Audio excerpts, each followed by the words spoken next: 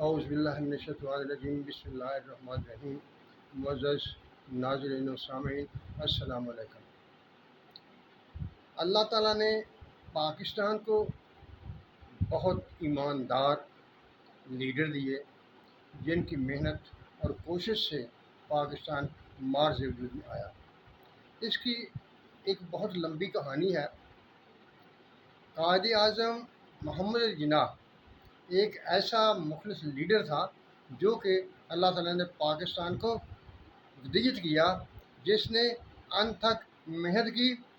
میرا خیال ہے کہ پوری تاریخ جمہوریت کی تاریخ میں قائد اعظم ہی وہ واحد لیڈر ہے جس نے پرامن ذریعے سے تگ و دو کی، جدوجہد کی، کوشش کی اور اپنی اس کوشش کے دوران ایک دن بھی جیل میں نہیں گئے۔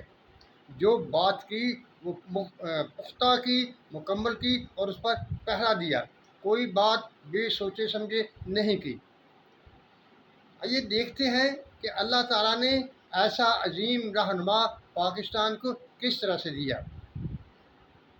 کہتے ہیں کہ حیدرآباد دکن میں ایک بہت بڑے عالم رہا کرتے تھے اور قائد اعظم محمد علی جناح ان سے ملنے کے لیے ان کو خط لکھتے، لیکن وہ کوئی جواب نہ دیتے۔ جب قدرت نے کوئی کام کرنا ہوتا ہے تو وہ اس کے لوازم خود ہی پتہ کر لیتی ہے۔ لہٰذا ایک رات جب وہ عالم سوئے تو ان کی خواب میں حضور اکرم صلی اللہ علیہ وسلم تشریف لائے اور کہا، اٹھو، جلدی سے اٹھو اور قائد اعظم محمد علی جناح سے جا کر ملو، وہ تمہیں خط لکھتا ہے، تم مجھ سے ملاقات کیوں نہیں کرتے؟ اس عالم دین کا یہ بات کو سننا تھا۔ صبح اٹھا، جلدی اسی طرح تیار ہوا اور قائد اعظم کے پاس بمبئی میں پہنچ گیا۔ جب قائد اعظم کے پاس پہنچ گئے، آپس میں باتیں شروع ہوئیں تو قائد اعظم محمد علی جناح نے ان کو بتایا کہ کس طرح میں اس ملک میں ایک جماعت بنانا چاہتا ہوں اور ایک نئے ملک کی بنیاد رکھنا چاہتا ہوں۔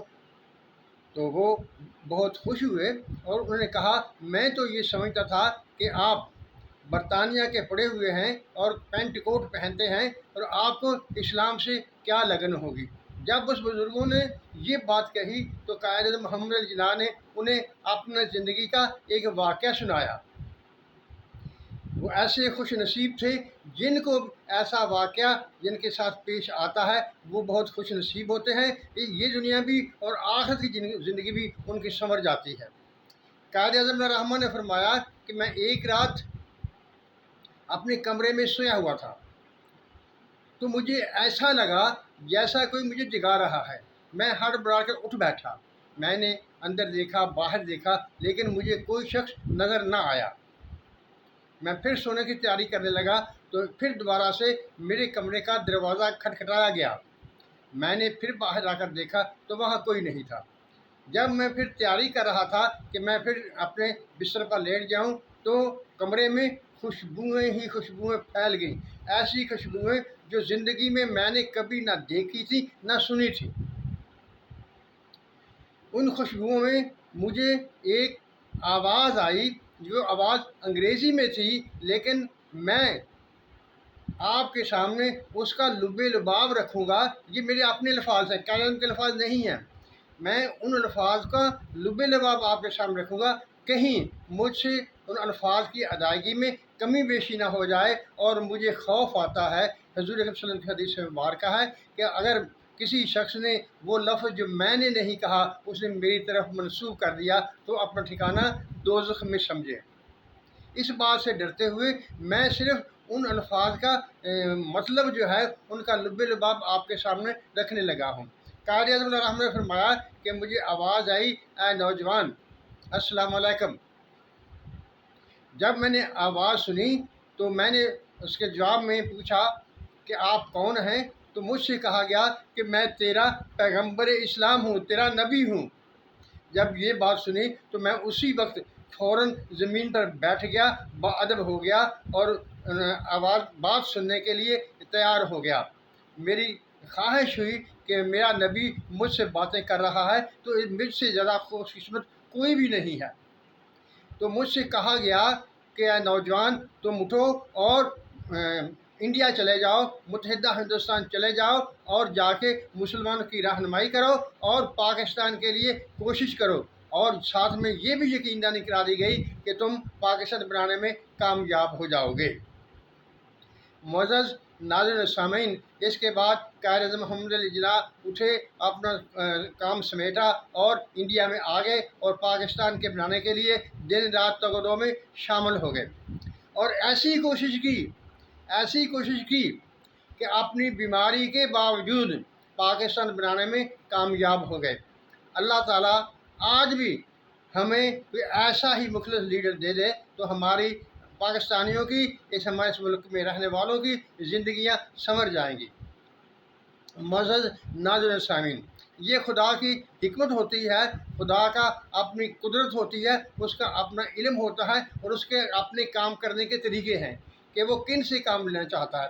اگر وہ کسی اور سے بھی کام لینا چاہتا ہو، کسی کمتر آدمی سے کام لینا چاہتا ہو تو وہ لے سکتا ہے، لیکن کیونکہ پاکستان جس کی بنیاد لا الہ الا اللہ محمد رسول اللہ پر ہے، پاکستان کا مطلب کیا؟ لا الہ الا اللہ، تو اس کے لیے اللہ تعالیٰ نے آدمی بھی ایسا چنا جو کہ عظیم انسان تھا، بات کا دھنی تھا، بات کا پختہ تھا، جو کہتا تھا وہ کر کے دکھاتا تھا۔ ایسا شخص پاکستان کو ملا جس نے اپنی طبیعت کا خیال نہیں کیا، بیماری کے باوجود دن رات محنت کرتا رہا اور اپنی بیماری کو چھپا کر رکھا تاکہ کسی کو پتہ نہ چل جائے۔ میں نے ایک دفعہ پڑھا تھا کہ قائد اعظم علیہ رحمہ کو مشورہ دیا گیا کہ آپ جائیں اور جا کر اپنا معائنہ کرائیں، تو قائد اعظم محمد علی جناح نے مکمل طور پر اس بات سے انکار کر دیا۔ آپ کے ڈاکٹر کمال تھے جو آپ کے ذاتی معالج تھے، انہوں نے بھی آپ کو مشورہ دیا کہ آپ سیاست کو چھوڑ دیں کیونکہ آپ کو ٹی بی ہو چکی ہے، لہٰذا آپ کام کرنا چھوڑ دیں۔ تو پتہ ہے جو میں نے پڑھا ہے وہ یہ پڑھا ہے کہ قائد اعظم علیہ رحمہ نے فرمایا کہ سنو، یہ بات تم نے اب کہی ہے، مجھے تو پہلے سے پتہ تھا کہ میں بیمار ہوں اور کون سی بیماری ہے مجھے، لیکن یاد رکھنا اس بات کا اب تو نام لیا ہے تم نے، پھر کبھی نام نہ لینا۔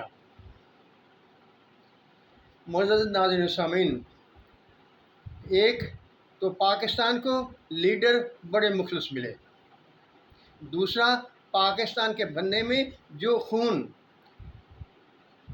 ہماری عوام نے، ہم لوگوں نے، ہمارے آباء و اجداد نے دیا تھا، جس طرح اپنی عزتیں، جس طرح اپنے سر کٹائے تھے، اس کی جڑوں میں، پاکستان کی بنیادوں میں ان نیک لوگوں کا خون ہے۔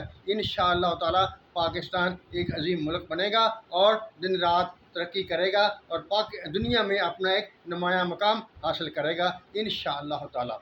معزز ناظرین سامعین، اللہ تعالی ہم سب کا حامی ناظر ہو اور ہم پر اپنی رحمتوں کی بارش کرے، آمین۔ اللہ حافظ۔